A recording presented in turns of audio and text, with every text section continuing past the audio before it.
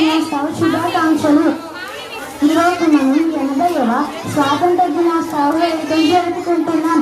August 15వ తేదీ ప్రతి భారతీయుడికి ముఖ్యమైన రోజు. ఆగస్టు 15 1947 మన భారతదేశం బ్రిటిష్ పరిపాలన నుండి విముక్తి పొందింది. ఎంతో మంది మహనీయుల త్యాగం వల్లే మనం ఈ రోజు స్వేచ్ఛగా జీవిస్తున్నాం.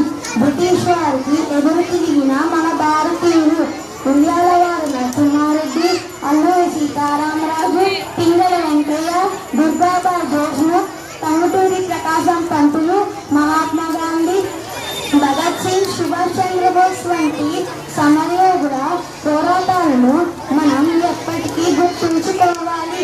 నేటి యువతగా మన దేశ అభివృద్ధికి కృషి చేయాలని, మంచి పౌరులుగా ఉంటూ దేశ గౌరవాన్ని కాపాడాలని ఈ సందర్భంగా ప్రతిజ్ఞ చేద్దాం.